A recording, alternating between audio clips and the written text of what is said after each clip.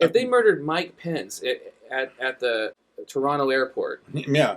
it would be war.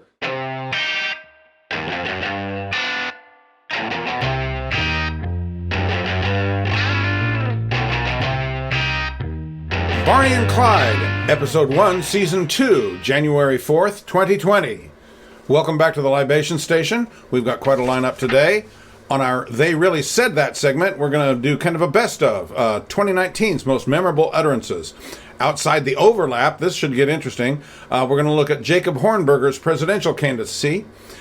Meanwhile, back in Athens, which is where we take a local angle and expand it to its broader implications, we're going to look at a property tax referendum that the school board wants to see put on the ballot this May here in our city. And is this our fight? We're going to talk about the zapping of General Soleimani. Sounds like quite a lineup. Welcome back to the Libation Station, Yes, welcome Barney. back to the Libation Welcome Station. to Season 2 of Barney and Clyde. Yes. What are we drinking today? These are Manhattans, my good Clyde. What's your special rundown on an eighth of an ounce of sweet vermouth and an ounce and a half of your whiskey of choice. I'm using Jim Beam bourbon. It's quite tasty. Garnished with a maraschino cherry. It's very nice, man. Okay. Very classy. Yeah. So, we'll be very inspired for today's episode. Yeah, we should get into it before we get exactly. too greased up. Okay. Kind of bring some color to the cheeks. Yeah. So, you're a conservative. I'm a libertarian. For people who are just now catching up with us, there's a lot of Venn diagram overlap between those two, and there's a lot of places where we fall outside of that. Yeah. So we always have very riveting conversations, I think. You bet. The Venn diagram overlap comes from our essential agreement in the primacy of human freedom. Right. It's the most essential condition for human flourishing. Right. Human beings just tend to wither if they're not free. And so, yes. Yeah, and that a person should be free to live their own lives in their own way. You bet. I think that we have, there's a stopgap to that. I think we have a pretty close... Yeah, conservatives tend to speak more in terms of a moral order. They're more inclined to talk in terms of shoulds and oughts, and even if you don't bring the power of the state to get people to do what they should, there's still a strong element of that kind of emphasis in conservatism. Where.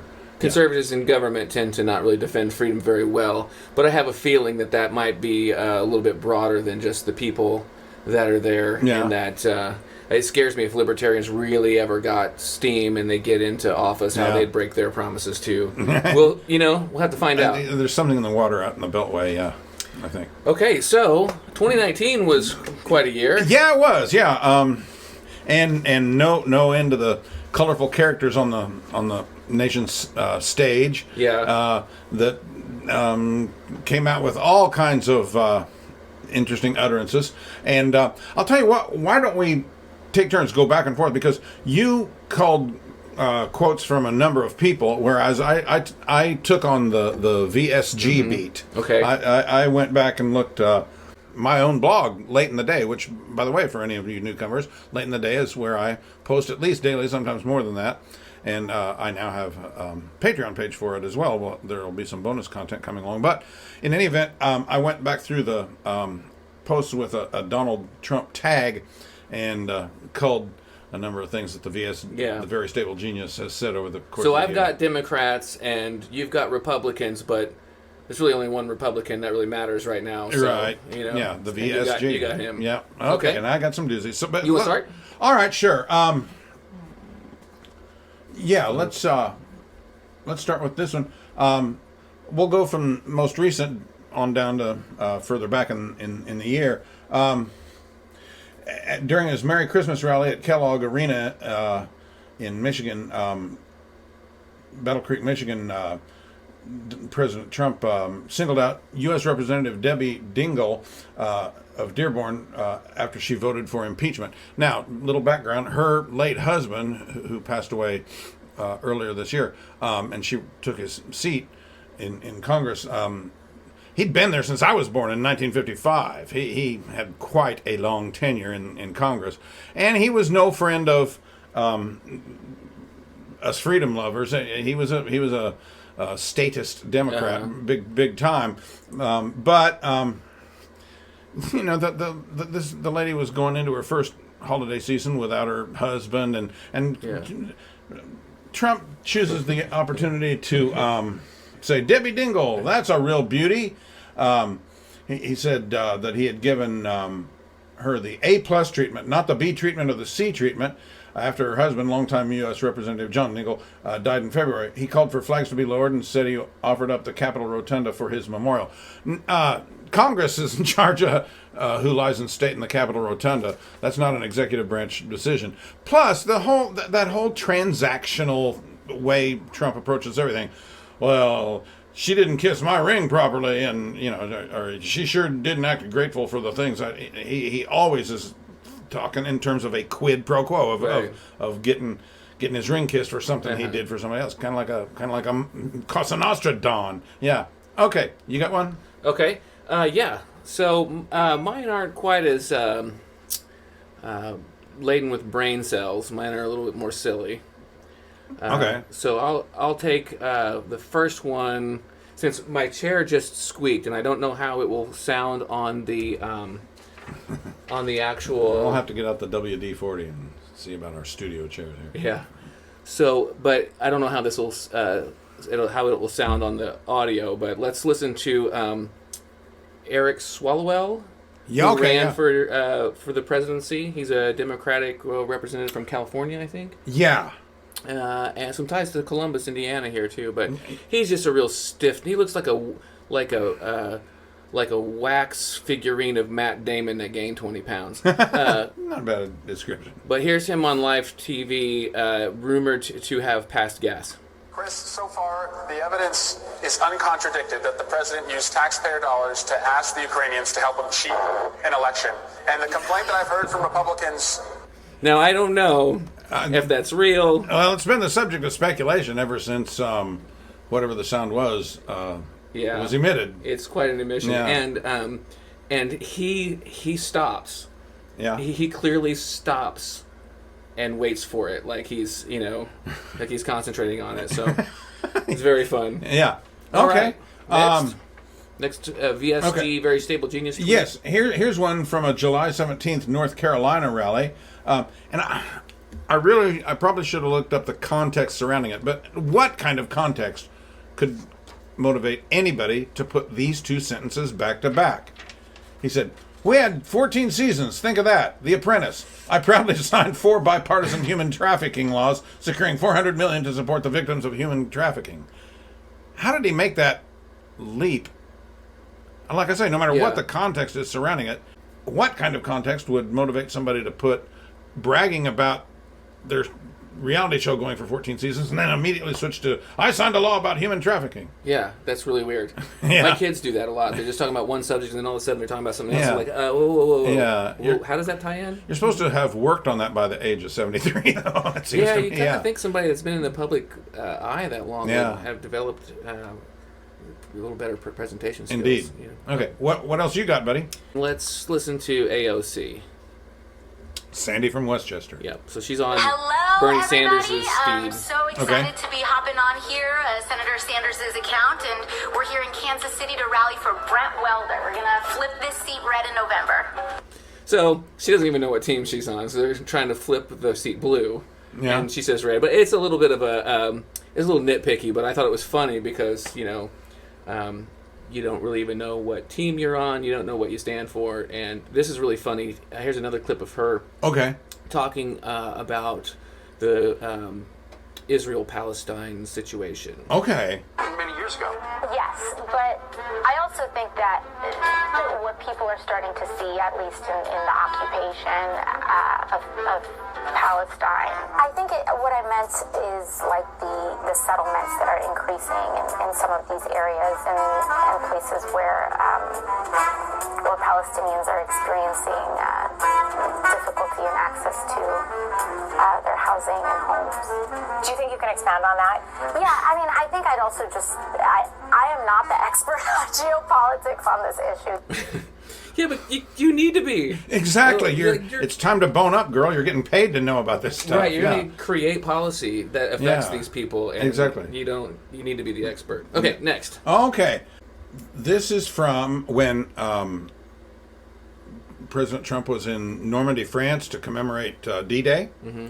And this is a June 6th interview with one of his favorite sycophants, Laura Ingraham. He says, this is what he said, people. This is one of the true in terms of war, in terms of, probably you can also say, in terms of peace, because this led to something very special. What? Yeah. Talk about a quintessential VSG word salad. I mean, where do you begin to parse that? Let me read it again. This is one of the true in terms of war, in terms of, probably you can also say, in terms of peace, because this led to something very special. Okay. The brain hurts. Yeah. Okay. All right, let's listen to Beto speak bad Spanish. Necesitamos incluir cada persona en el éxito de esta economía. Pero si queremos hacer eso, necesitamos incluir cada persona en nuestra democracia. Cada votante necesitamos la representación y cada voz necesitamos escuchar. Okay, so again, not to get too nitpicky, but going after Beto's grammar here a little bit. Mm-hmm. It's funny because he's called Beto, right? Which is sort of a, it's like a shortening of Roberto, Yeah, so kind of maybe sort of equivalent to Bobby or something. Right, he's sort of implying that he's Hispanic and his Spanish is this bad. So he says basically that every voter we need representation, and every voice we need to listen. It's like, I don't want to be too bad of a grammar Nazi, even in another language, but no, every voter needs to be heard. We need to listen to every voice. You know what I mean? There's like no poetry in it whatsoever, and I just think that it's embarrassing. Anyone who speaks Spanish, that this pandering is a backfire. Like, oh gosh, not this guy. And the way Booker's looking at him, who also speaks really hilarious Spanish, not because it's grammatically incorrect, but he has this weird inflection, like his mouth is full of marbles all the time. Yeah. And even in Spanish, it sounds really awkward. Okay, your turn. While you do that, I'm going to grab something real quick. Go ahead. Okay. How about this one?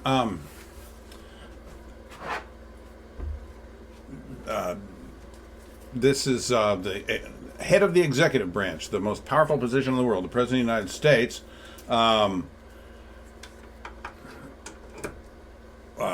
Expecting a privately owned broadcasting company to kiss his ring. I don't want to win for myself. I only want to win for the people.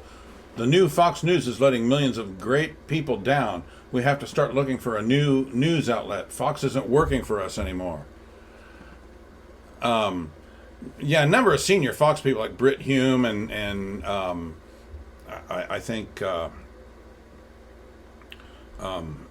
Neil Cavuto and a number of them said, we never did work for you. We're a journalistic outfit, and even on our opinion shows, we reserve the right to come to our own viewpoints, regardless of whether they align with yours or not. Yeah. Right. But everyone's so used to the news just being, a direct pipeline for government propaganda. Right. Yeah. You say what we tell you to say. Exactly. Yeah. Okay. I'm quite proud of Fox for having, for standing up for themselves a little bit. So what else you got? I've got, let's listen to Tlaib being racist. Okay. This one's fun because she's talking about like forensic software that does facial recognition. Mm-hmm. Analysts need to be African Americans, not people that are not. Because let me tell you, no, it happens all the time. It's true. I mean, I think non-African Americans think African Americans all look the same. So she says people who aren't African American think that African Americans all look the same. That's what she said. I think that's hilarious because she's not an African American. Yeah. So is she implying that she thinks that all black people look the same? Yeah. I think she is. Yeah. Okay. Now here's our the very stable genius once again, showing his command of recent history. Okay. It used to be called the Soviet Union. Now it's called Russia for a reason, because they lost so much money in Afghanistan they had to downsize. A very big downsizing. So if Russia wants to get involved with Syria, that's really up to them. They have a problem with Turkey. They have a problem with the border. It's not our border. We shouldn't be losing lives over it. The main point there, of course, that my view would be that downsize. Like it was a business, and that was the cause of the Soviet Union breaking up and abandoning Marxism-Leninism. Yeah, it was because they lost so much money in Afghanistan. Isn't Russia now? It's a market economy now, isn't it? Quasi. It's one of those that there are some state-owned enterprises and some that are kind of murky in their ownership arrangements and so forth. But it's just really hard to say. I don't know. It seems like Russia today is vastly different than the Soviet Union. Yeah. Ever was. Yeah. I'm sure that there's some convergence, but well, the Communist Party is not the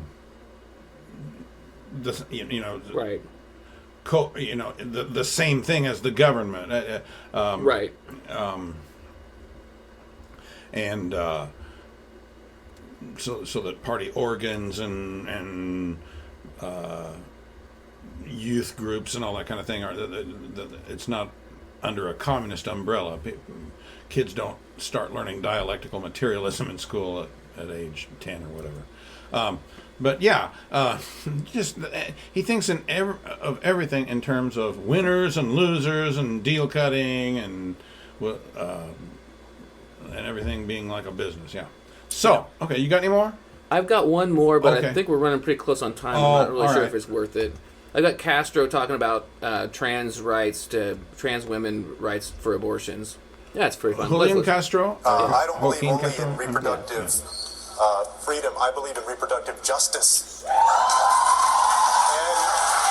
what that means is that just because a woman, or let's also not forget, someone in the trans community, a trans female, is poor, doesn't mean they shouldn't have the right to exercise that right to choose. And so I absolutely would cover the right to have an abortion. There you have it. That's a fun one. So I don't know what he means. Trans female, like that's the words male and female get kind of gobbled up, and they so a trans woman would be someone who's biologically born male and has declared presents herself a woman. I think that's what they mean when they... I think that's the nomenclature that they would use. Okay. And so trans female, does he mean someone who's biologically female, who's trans and identifying presents as and a male now? Yeah. I've never been exactly clear on that either, but yeah. Well, there you go. That was 2019 in a nutshell. Okay, yes. Some great utterances there. Now we're going to veer outside the Venn diagram overlap a little bit here. So I think 2020 has a glimmer of hope. Okay. You're very enthusiastic about this fellow, so I'm going to let you tell us a little about him. He's originally from Laredo, Texas. Studied political science at the Virginia Military Institute. Yeah, and then got a law degree. And heads the Future Freedom Foundation. Mm-hmm. And he was a trial lawyer for a few years. Yeah. The thing we're talking about Jacob Hornberger. Yes. He is stirring up a lot of excitement in the Libertarian Party, especially for the more libertarian-minded wing of the LP. I know it kind of sounds like it all would be, but there's some very left-leaning people inside the LP, and there's some and then there's what has developed this thing called the Mises Caucus. So they're very into Austrian economics and obviously enough to name their caucus after Ludwig von Mises, one of the great economists. But this isn't a person that I really knew much about a few years ago. But I also think that, if you look back at past libertarian presidents, they've pretty much picked from whatever Republican defectors they could get, right? Yeah. We had Gary Johnson last time around, last two times around, so 2012 and 2016. Not a very exciting candidate. Principled libertarian guy, probably a little bit more use the state's coercive force friendly than most people in the LP would care for, but he's a respectable guy, kind of a goofball and kind of an airhead, but a principled libertarian, but not a very exciting candidate. Yeah. We had someone like Bob Barr, who was, I think he was a Republican senator from Georgia. Yeah, so he he was just a Republican. It was. As a matter of fact, hasn't he gone back to the Republican Party? Yeah. Well, there's also, speaking of that, there's Bill Weld. Yeah. Bill Weld ran as the vice presidential candidate with Gary Johnson this last time around. Okay. And he's running in the Republican primary now. It's not making any steam, obviously. Yeah. But he's like a lobbyist. He was a lobbyist for Raytheon, for Christ's sakes. This isn't a guy who holds the principles that we hold against being against force, being against the initiation of force. So we had the chance to have Ron Paul. Yeah, again in the 80s, he ran on the LP ticket. And that's what people are looking for. They're looking for that Ron Paul moment. Ron Paul never got to the Republican primary.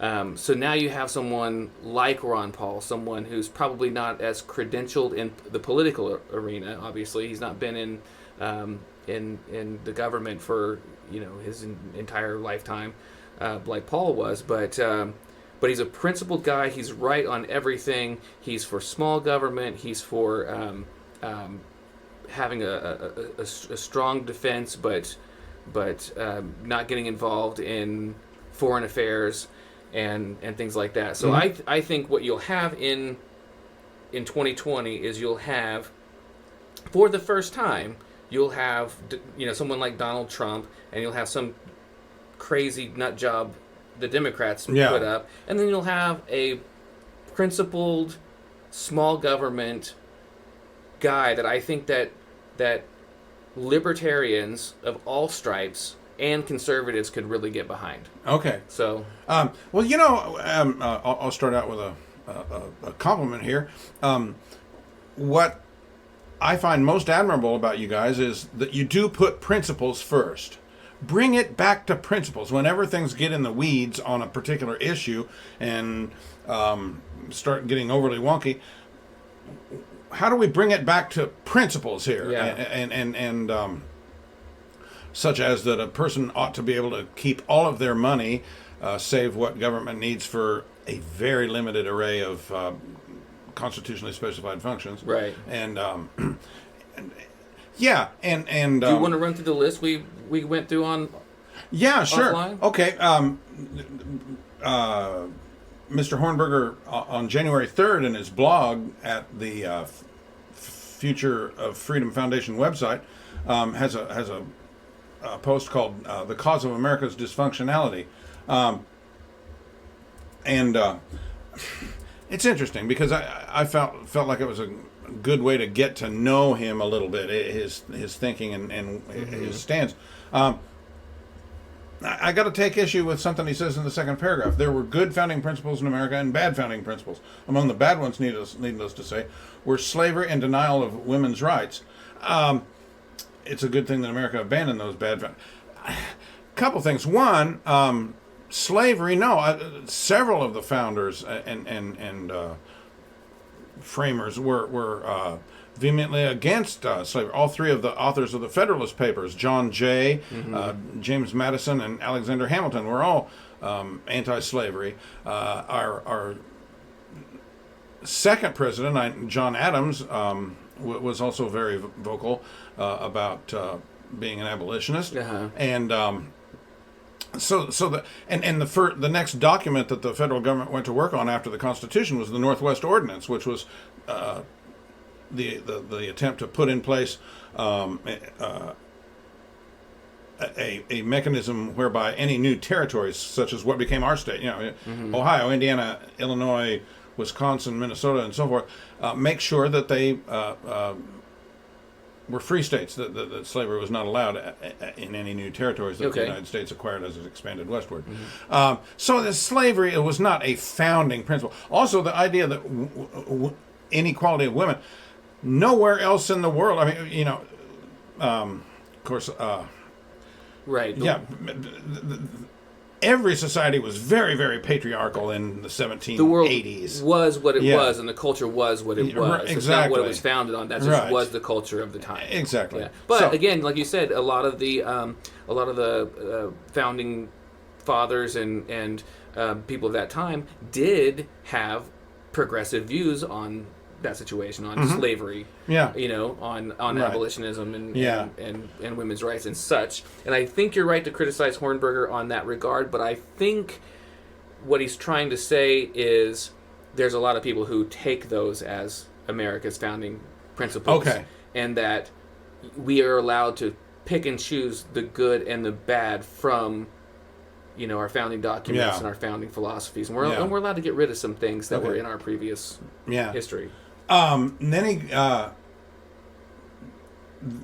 he has he lists several founding principles that he says are very definitely great and worth. So how about defending. I list these, and then when you get to one you don't like, you say stop. Okay. So all right. So the number one was Americans were free to keep everything they earned. Big yay, spot on. Okay. I completely agree. I completely agree with that too. Okay. Americans were free to decide for themselves what to do with their own money. I think that's sort of the same. Yeah, you're right. Yeah. 3, no drug laws. Well, now that's I don't know that you could call that a founding principle because once again in the 1780s, aside from liquor and maybe opiated medicines, I people getting off on substances was not something that was on the nation's plate in the 1780s. Think so? I mean, Washington grew hemp. You don't think he smoked it? Sure, they smoked it. All those hemp farmers, they smoked it. Come on. Well, I mean, they didn't really have hemp back then. They just had, it was marijuana. Cannabis. They had cannabis. Okay. They smoked it. Of course they smoked it. Well, probably seasoned their steaks with it, seasoned their mutton. Okay, but in any event, no drug laws. I see more merit in that than I used to, because even here in our city, there's a really laudable effort to. One of our local judges jumped through the hoops she needed to do to set up a drug treatment court, and she whenever she's talking about it, she always stresses that it's a non-adversarial model, that these people are, somebody that's addicted to heroin or meth or fentanyl or something like that is just, does not need us to look down on them or use a punitive approach in dealing with them. That let's get you the help you need to overcome this enslavement. I think you and I could agree that it possessing something, even if it's a very illicit substance, that's not the type of crime you should be thrown into a concrete cage for. I agree. Right. Yeah. Okay. I think that's kind of what he's getting at, but he's the real deal. So, all right. So no minimum wage laws and very few economic regulations. Yes. Spot on, Mr. Hornberger. Yes, you are stating a thunderous truth there. Minimum wage, which we've talked about before, it distorts the market value of an hour's worth of labor. It's government telling a private organization how to conduct its affairs, i.e., what to pay people. And C, from a results standpoint, it elbows the most economically vulnerable among us, namely minority youth, out of the job market. Mm-hmm. And so, minimum wage laws, and that kind of regulation, you bet, complete agreement. Okay, and not that we think that people should get paid more, right? We think that people get paid more by removing restrictions, not adding them. You bet. Yeah, that's how you get... okay, so no public schooling systems. I think this is something a lot of people are going to choke on. This even touches a little bit on something we're going to do a whole segment on in a little bit. Yeah. And I think I agree. Yeah. I feel more strongly that way than I used to. They've proven that they just I think don't deliver a quality product. Let's save that for the next segment. You bet. Yeah, but I'm inclined to agree with that too, to some degree. Okay, no gun control. I think I agree with that too. After all, the framers saw fit to include it as an amendment, one of the first 10 amendments, and the gun is the ultimate symbol of individual sovereignty. I will decide how my interaction with the state is going to go. Yeah. That's what a gun says. You know? Well, it does certainly even the fight out as much as it can be evened out, I suppose. Yeah. I still feel like somewhere there's got to be some idiot clause somewhere because there's so many idiots with guns. But I don't want the right to be infringed. But I think that America's gun culture is a little unsettling sometimes. Yeah. But I don't think there should be laws regarding it. Okay, no Federal Reserve, fiat paper money, or monetary inflation or debasement of the currency.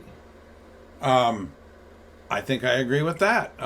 As a matter of fact, one of the very stable genius quotes that I didn't get around to was about what's the fellow's name who the current chairman of the Federal Reserve. I'm embarrassed to say I don't know. You know, and I know it, and it's on the tip of my tongue. But tweet this. We can easily find out.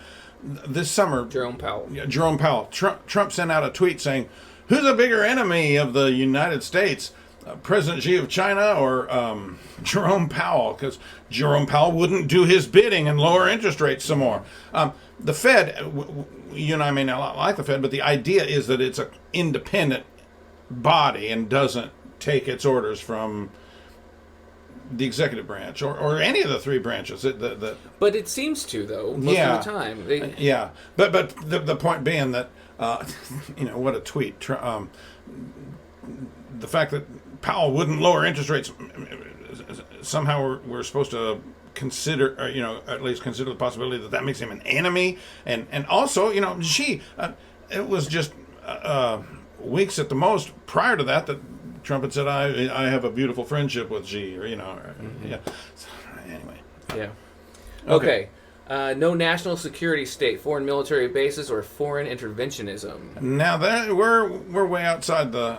I don't see how we could bring home troops from South Korea, for instance. So he says the Constitution brought into existence limited government republic, no Pentagon, military industrial complex, CIA, NSA, or FBI, no wars of aggression except for the Mexican War, undeclared wars, coups, states, sponsored assassinations, foreign military bases, foreign aid, war on terrorism, war on communism, or alliances with foreign dictatorships or other regimes. I think he's onto something here. Well, now, I was thinking about this as I was prepping my good Clyde, and I got to thinking.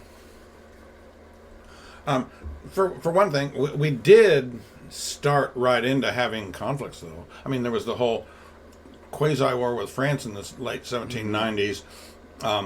You can't control or even predict what's going to happen to other countries. France had been our staunch ally during the Revolution, but in the meantime had its own revolution and went a completely different direction. Mm-hmm. Robespierre, which was then followed by Napoleon's imperial kind of approach.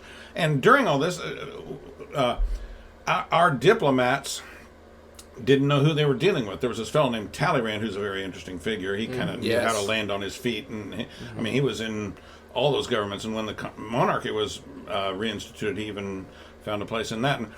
But this Talleyrand, he had to walk a fine line, too, because the new government didn't want him dealing with these emissaries that came over from the United States. It was called the XYZ affair. And so you had all that, which and France and Britain were having their own naval conflict and picking up or seizing ships from neutral countries that were sending supplies to the other side. And so we were getting our ships seized by both France and Britain in that whole situation.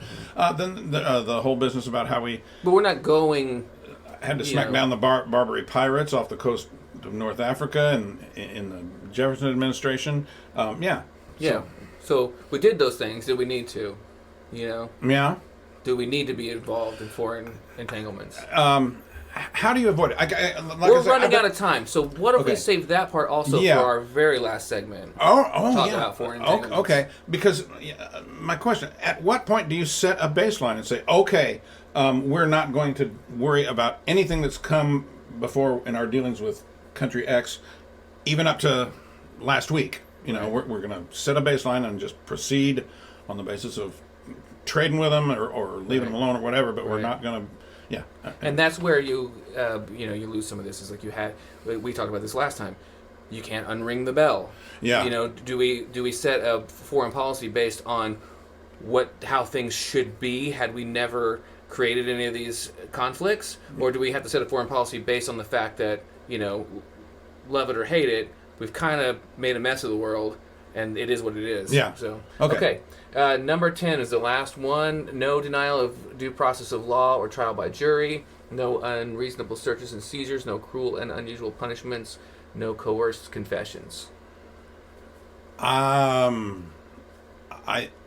think he's universally applying. I mean, certainly to good old citizens like you and me, we have a right. But is he also applying that to foreign policy situations, like, i.e. waterboarding? Making the terrorists tell us where the. I don't know. Maybe we can contact his team and see if we can get him on the show. There you go. Okay.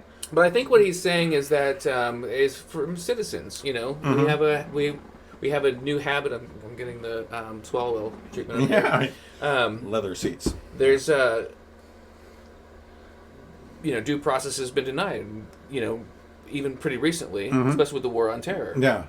People are getting spied upon and even drone striked and stuff like that. So, okay. Next. Shall we go to Athens? Meanwhile, back in Athens, yes, and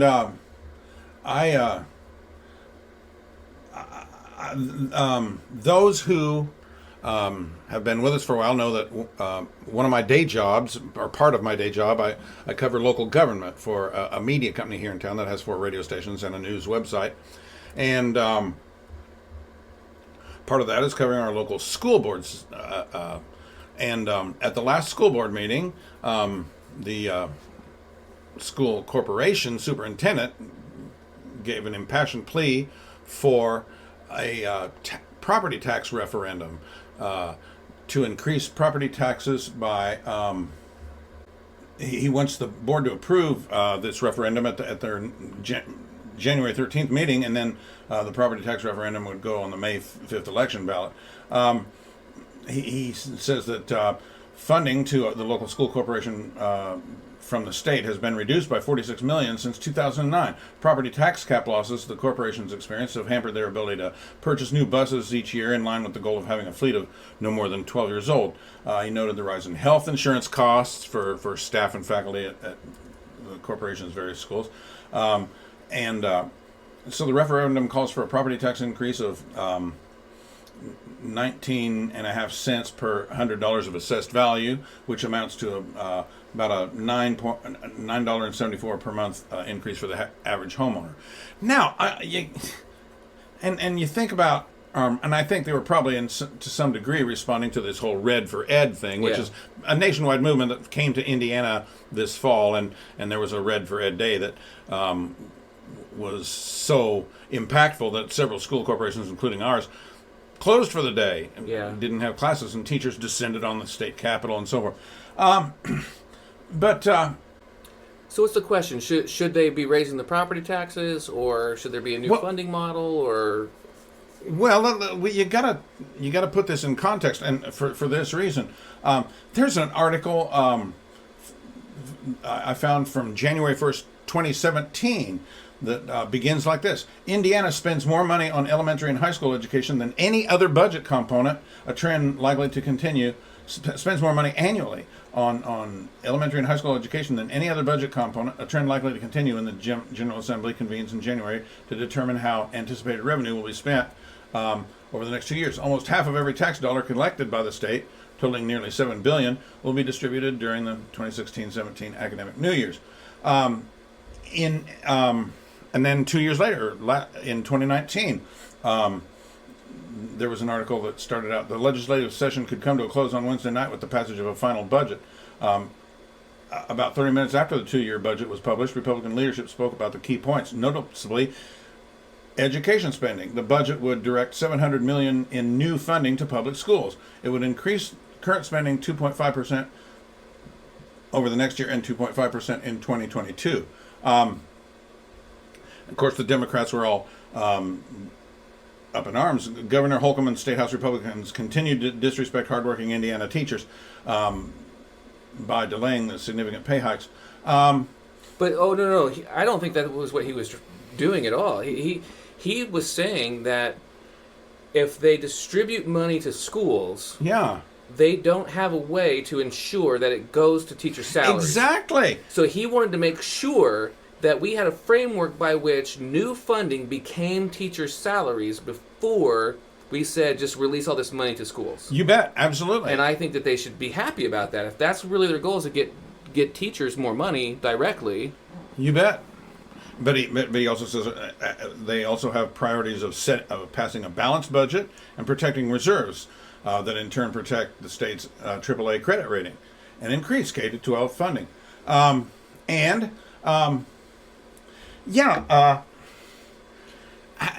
these teachers, the Red for Ed folks, the Indiana State Teachers Association and that whole bunch, do they expect the state legislature to pass a pay increase isolated from everything else? Yeah. Well, I mean, it doesn't work that way now. Right. Maybe it should, and maybe it can, but it doesn't. And one of the things that they had done was the governor and some state legislators had put together this commission to hold public meetings to gather suggestions, basically, on how they can create, divert, improve funding that could become teacher salaries. Yeah. And basically, it was from the articles that I read, it sounded like the teachers and the supporters of them, and good for them, they should be advocating for themselves. I'm not disparaging them, but they were coming to this meeting saying, it's hard to make ends meet. I have to buy supplies out of my own pocket. And all these justifications, more why. We don't need more why, we need more how. You know what I mean? We're looking for the how. What? And a few people brought up, we could kill voucher programs and charter schools and divert that money back to the public sector. And I, as prep for this segment, I did some research on charter schools. The whole movement got going in the 1990s, and a charter school, by definition, basically what they're talking about, is a school that's part of the public school system officially. It's a public school, but is not bound by all the rules, procedures, and funding mechanisms of regular public schools. Right. It's designed it begins so that to introduce competition. And it's designed for that. It's designed so that it can innovate, it can change the curriculum, it can try new things outside of the rules to figure out what works. And I think they'll point to that charter school is failing. Yes. Right? So charter schools are bad. Well, obviously, in an experiment, some of them are going to fail. And the good thing about private entities like that, like you said, it's a public school, but those self-contained types of organizations is that when they fail, they disappear. Versus public entities that when they fail, they just suck more and more and more resources out of society. You bet. And I think it's so indicative of typical American leftist thinking that you have school A, charter school, performing well, right? School B, public school, not performing well. Close school A. You know what I mean? Yeah. That's what they want to do. They want to close the ones that are doing it well, rather than learning from them, rather than taking those ideas, which is what they're designed for, which is what we spent the money for, was to get those ideas. Yes. And I came across a piece by Jennifer C. Berkshire, a recent piece at The Nation, which is a left-wing magazine, and on what kinds of Democrats are still at this late date supporting charter schools? And it turns out a lot of it is minorities, blacks, because they want to go to good schools. The only school, if I'm limited geographically, some single mom in an inner city said, if I'm limited geographically, to what I gotta say, it's this utterly failing school. I'd like to send my kid to this charter school a few more blocks away. And I'd like, okay, then you get to the philosophical level. The folks that want to see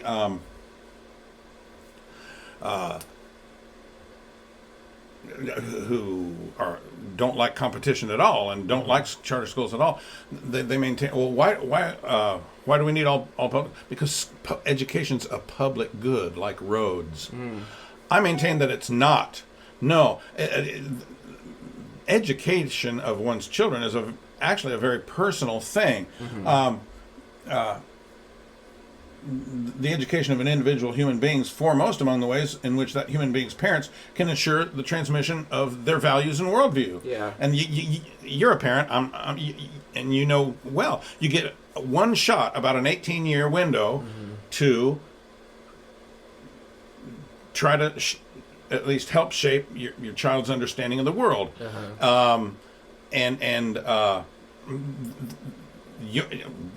This ought to appeal to you as a libertarian. Your sense of how to do that may not be the same as the guy next door down the block. You ought to have the right. To view education as a public good is to impose this uniform model on everybody. Here's what kids ought to know, and here's how they ought to come to understand the world. When they can't conform to it, you have to fill them full of drugs. I'm quite serious about that. Like every kid is on some drug now, and they maybe they need to be. But the problem is that you have people who have special special needs. You have people who have learning disabilities or learning. I don't want to say challenges. Disabilities. Yeah, they learn differently. You have kids that have ADHD and stuff like that. And if I want to make a school that tailors to those kinds of kids, like we're stopped from being able to do that. You know what I mean? And the I keep saying you know what I mean. But I do. But right now you have to throw them all in the same corral, teach them all the same way. And then some of them are going to excel because that's the way they learn. And some of them are going to fall behind because they're not getting the tailored experience. And they're not getting the tailored experience because there's just not enough resources available to make that happen. To make individually tailored curriculum. And the teachers are awesome. They try really, really hard. My kids' school is really great, and they try really, really hard to make sure that kids get the individual attention that they need. But not every school has that luxury. They don't have that luxury. They have to pull overtime and stuff to make it happen. Plus, one other level of all this is if you're unhappy with propaganda being part of what your kid is exposed to every day in school, you ought to have the choice to not have to deal with that. I know, for instance, our local Human Rights Commission is working with the local school corporation to get the New York Times' 1619 project and the Southern Poverty Law Center's teaching tolerance program inserted into our local classrooms. I doubt if every tax-paying parent in our city would be pleased to know that. I don't really know a lot about those programs, but it's just that if they're the only game in town, your kid's going to get exposed to that. And then there's just one more level of it, which people saying, well, that's not fair, especially when you think about religious schools and how are we going to keep church and state separated if you're able to take your tax dollars and send your kid to the local parochial school. How about we take public dollars out of the whole educational process? Privatize it completely and really get some competition going, which would raise the quality of all the schools available. Completely. And don't give me that crap that leaves kids behind, because you're leaving kids behind by not letting the market develop education and make it cheap. There's, especially now with the level of technology that we have, there are so many free resources available. You bet. Stuff is really cheap, stuff is free, and there are a lot of charitable organizations out there that will get it for you. Yep. So we can do this. We don't need some hammer from the state telling us exactly how we need to educate kids. Again, there's some good public schools and there's some bad ones. The problem is that, you know, if you're saying that every kid needs a chance, well, public school ain't doing that. Yeah. You know what I mean? It does it pretty well here in Columbus, Indiana, you know, where the property taxes are high and people are wealthy and all that kind of stuff, but it doesn't work for everybody. And that's the point the other side is trying to make. So if you think that's the case, then we need to try something else. Yeah. So, candidate Hornberger, this conservative is with you on that point anyway. Okay. So, what do we... We're running real shy on time, so we okay. need to move to Iran. Okay, yeah, and Not move there. I don't want to move there. It's hard to believe it was 41 years ago, but Iran had its revolution. And Shah Mohammad Reza Pahlavi was ousted after about a year of increasing uprising against his regime. And this Shiite Muslim cleric who'd been living in exile in France returned, and his following was all enthusiastic. There was a brief period, I'm trying to remember the guy's name, there was a brief period of an interim government, and they were going to hold elections and all this stuff. And it was one of those deals, sort of like this way the Sandinistas took over from Somoza in Nicaragua, just about the same time, 79. A little brief period where it looked like, you know, democracy was going to flourish, and then the hardcore people took the whole darn thing over. And in Iran's case, it was Khomeini's very harsh, severe Shiite theocratic rule. And, well, we all know they took over the U.S. Embassy for 400 and some days, and immediately started making women wear veils and setting up this fearsome Revolutionary Guards army, and just going in a direction that made it clear that they viewed the United States and Israel and the West generally as an enemy, and feel like ultimately the two systems can't coexist. And they've, you know, over the years they've sponsored proxy terrorist groups like Hamas and Hezbollah and the Houthi rebels in Yemen, and they've it was very clear that they were working on amassing nuclear weapons, building a missile program, and so we signed this JCPOA with them, Joint Comprehensive Plan of Action, in the Obama administration. And Secretary of State Kerry and Wendy Sherman of the State Department went to all these meetings with Iran Foreign Minister Zarif in places like Geneva and Vienna, and were publicly humiliated by the guy, but they hung in there and got this agreement, which was very narrow and legalistically dealt with, seemed to hem Iran into a 10-year time frame where they couldn't work on nukes. They continued building and testing missiles with and sponsoring terror, and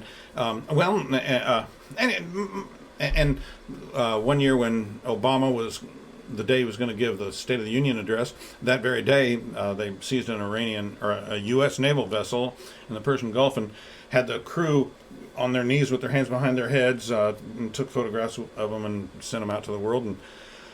And they've traded nuclear technology with North Korea. Iran is a bad actor, and lately tensions have been ratcheting up quite a bit. There were attacks on oil tankers this summer, and shelling of the Saudi Arabian airport, and then recently things led to the Iranian-backed militia that took over or stormed the U.S. Embassy in Baghdad, Iraq, where Iran has a considerable amount of influence, and then our response to that was the second most powerful guy, arguably. I mean, he's more powerful than the president. He's second most after the Ayatollah. This Soleimani. He started out as a young rebel rouser in the early days of the revolution, and then was selected to form the Quds Force, and he's masterminded the deaths of Iranian dissidents and foreign people, certainly some Saudi Arabians in various. I mean, his reach is global, and our reach was global too. We very surgically zapped the particular car on the grounds of the airport that he was in, and picking up the pieces of his body, it was kind of a daunting task. So, you know that I respect you very much. Yeah. But I think that leaves a lot of the story out. Okay. And we're kind of going, again, outside of the overlap. Yeah, okay. A little bit. Yeah. So, the original framework for Iran, it was a monarchy, right? And somehow the British were entangled with that monarchy. I don't know if they were subject to the empire or how that worked, but the British were pumping the oil out. Yeah, a British company had rights to the oil in Iran. Right. Yeah. So the Iranian people overthrew the king and took the oil fields.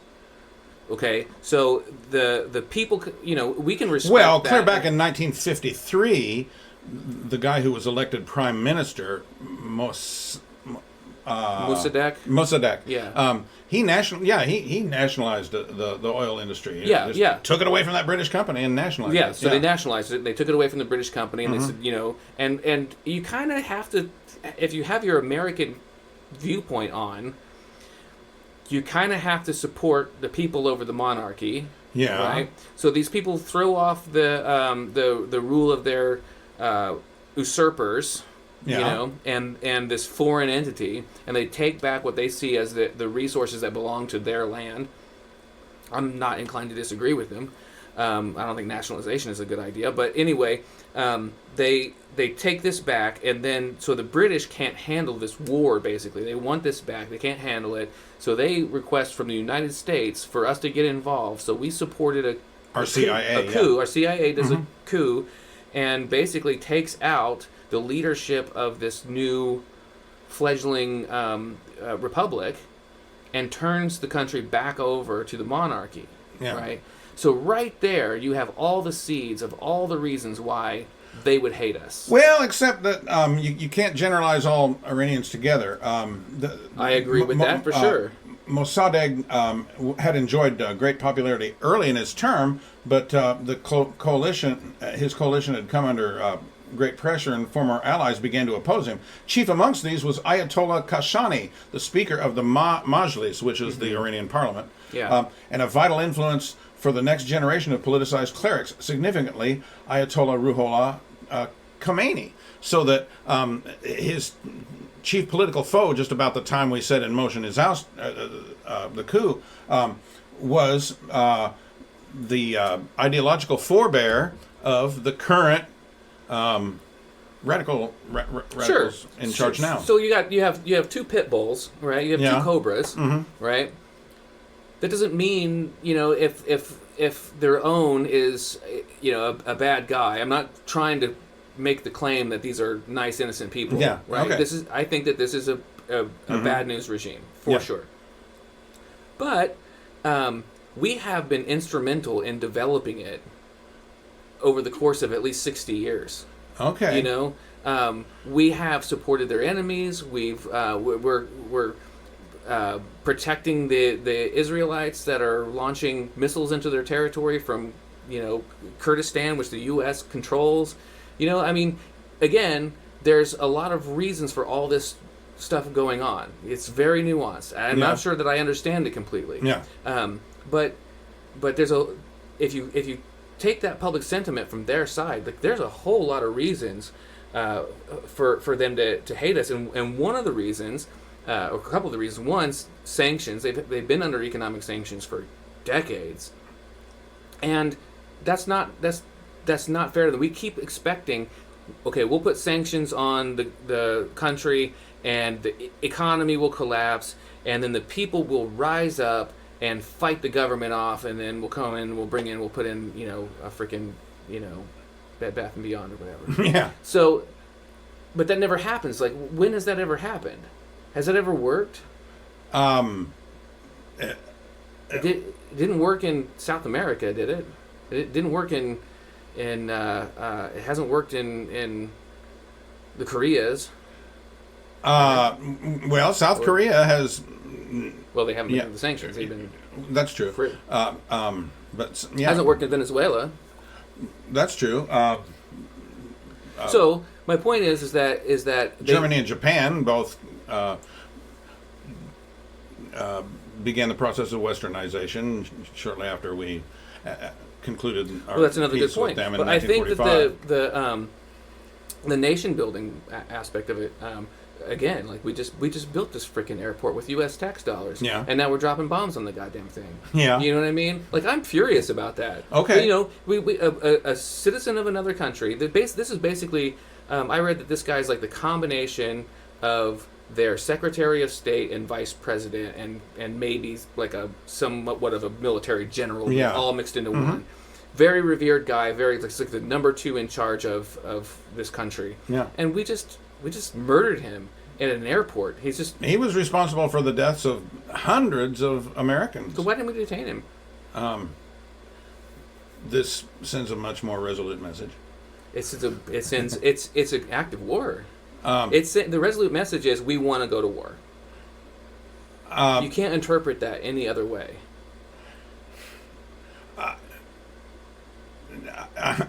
If they murdered Mike Pence at the Toronto airport, Yeah. I mean, it would be war. Yeah. Once again, you got to look at what has actually happened, though. This guy has orchestrated the deaths of not only hundreds of Americans, but several dissident Iranians and Saudi Arabians and all kinds of. Yeah. Well, but we destabilized the entire region. We went to war in Iraq over lies that have been proven and completely discredited. And we've got they weren't lies. 500,000 bodies to show for it now. Yeah. And that's the kind of stuff that they're seeing. And the average Iranian person on the ground, they're not going to struggle under sanctions and say, I need to overthrow my government. And I need to join the fight against these Americans. Yeah. Look at this foreign tyranny that we have to fight off. I think we've handled Iran over the last 40 years since the revolution with admirable level of caution, given all the terrorism that they've instigated. And I have a hard time agreeing with that, but to whatever degree that's true, it's because they're powerful, and we know that this is quite a bear to poke. Yeah. Well, which gets back to in the other segment where we touched on this. How could you establish a baseline at which the slate was wiped clean and say, okay, now we're going to go to a Ron Paul type model where we trade with the Iranian people? Well, we had that, and it was one of the few things that I think that Obama did well, and that was the Iran deal, the JCPOA. Yeah. So because we immediately, upon our next president, we go back on our word. How are they ever going to start trusting us? I don't think that's a. We have to sow the seeds for peace, and if we don't, we'll never grow it. I understand that it's a long road, and it's not likely. Yeah. But if we are claiming to be for truth and justice and peace, then we can't keep behaving like this in the Middle East. We can't keep drone striking people's weddings and funerals and schools and hospitals and going, oops, my bad. Yeah, several questions come to mind, but I'd say the most basic one is how could you possibly draw a line? Because when nation state A says to nation state B, we consider you our enemy and our aim is your destruction, I don't see how you can do anything but take them at face value. Yeah, but there's one other thing you can do. You can examine the road that took them there. Yeah. Right? And that road is a 60-year plus history of us interfering with their government, with supporting their enemies. right? And I think in some cases we probably should support some of their enemies. But that's what they see, right? They're looking at self-preservation. They're looking around at Libya, where they literally sodomized Gaddafi to death. Yeah. You know what I mean? And they're looking at that situation and going, that's not going to happen here. Yeah. You know what I mean? So I really think that we need to be rethinking how our strategy over there. And, I mean, who knew this guy's name 30 minutes ago? Yeah. Almost no one, right? And we just murder him at the airport. You know, there's a lot of Congress people that are going, wait, I don't know about this. You know, what's our plan here? Well, that argument's been raised. How come Congress wasn't consulted? Because Congress is, due to the way it's made up, Congress would have leaked like a sieve before it's the an thing act ever of got. war. Yeah. Like murdering the vice president of a country is an act of war. He that already has to go through Congress. He'd already committed acts. Michael Ledeen, who he's not. Is he with the Foundation for Defense of Democracies? I'm not sure. He used to be with the American Enterprise Institute. But Michael Ledeen's point is that Iran has been at war with the United States since 1979. You know, from the time the theocratic regime came to power in the wake of the revolution. The United States is that's the great when they got Satan, it back. Because we had taken their revolution away from them in the 50s and given them back the king. And so the king finally dies or leaves or whatever, and they have a chance to reorganize, and they get their rebellion back. Yeah. And of course, they've had all that time to suffer under sanctions and suffer under, you know, harsh conditions and get, you know, harder and more bloodthirsty. Yeah. And I'm not saying that these are good folks. Yeah. But they finally got their, you know, situation back, and here we are trying to undermine it again. You know, how could they not see the coalition that is the West as the enemy? I don't understand how the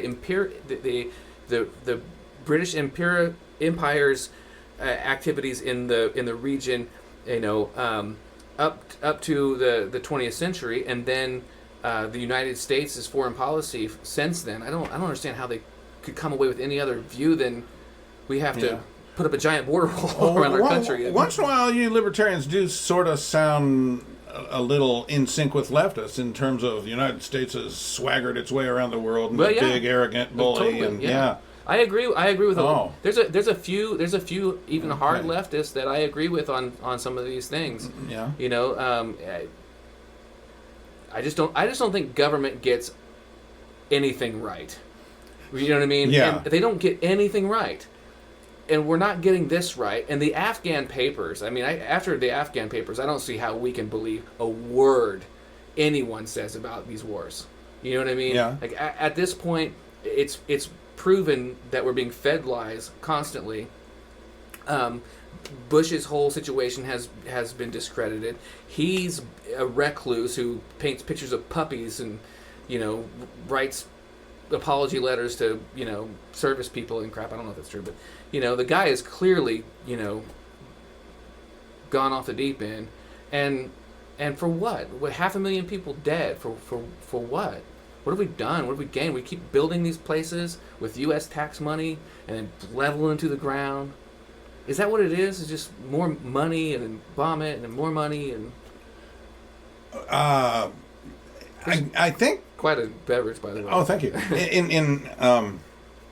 In some ways, the question comes down to what are America's interests? Yeah. Because you know, I'm big on talking about my 3 pillars of conservatism, and free market economics, an understanding of why Western civilization has been a unique blessing to humankind, and that's kind of 2-pronged. There's the Judeo-Christian morality, and also then the Greco-Roman heritage we have of representative democracy. But 3 is a foreign policy based on having our closest alliances with countries who most closely share our values. Mm-hmm. Other Western countries. You know, instead, we have Israel, Saudi Arabia. You know, once in a while you have to have alliances of convenience. Right, but we keep supporting monarchies over democracies and republics. You know? There's only so much we can do to nudge a player like Saudi Arabia. But we have to deal with them, and do we have to deal with them anymore? We're energy independent now. yeah. You know. Well, yes, because we have to. All the Sunni nations, and of course the Jewish nation Israel, have banded together somewhat more closely because of the threat from the Shiite Muslim force, which has Iran at its center. Well, then they should have left the biggest enemy of that regime in place, and that was Iraq. But we toppled that. Yeah. You know, and there's in the WikiLeaks pages, they have it where they were, saying, just leave it alone. Just leave it alone. Let the Americans come in and topple Baghdad. Yeah. Let them do it. Okay. Because you took out the only check and balance. We've talked about that before. Over time. So. Okay. What do we got left in the way of time? We're way over time. Oh, okay. We're like 5 minutes over time. Okay. Well, listen, our viewers and listeners are busy people. They are indeed. This gives you a taste of where we converge and where we don't. Yeah. This is the Barney and Clyde Show. We do this fortnightly and forthrightly right here at the Libation Station. And so always join us. Support us. Patreon.com/BarneyandClyde. Yes. We have a you can Patreon page. Interact with us at barneyandclydeshow@gmail.com. You can go to our Facebook page, facebook.com/BarneyandClydeshow. And then there's Twitter. We're on Twitter at Barney and Clyde 1, I think. Okay. Just search Barney and Clyde. You'll find it. Okay. And in the meantime, stay vigilant about your freedom. And comment and share. Yes.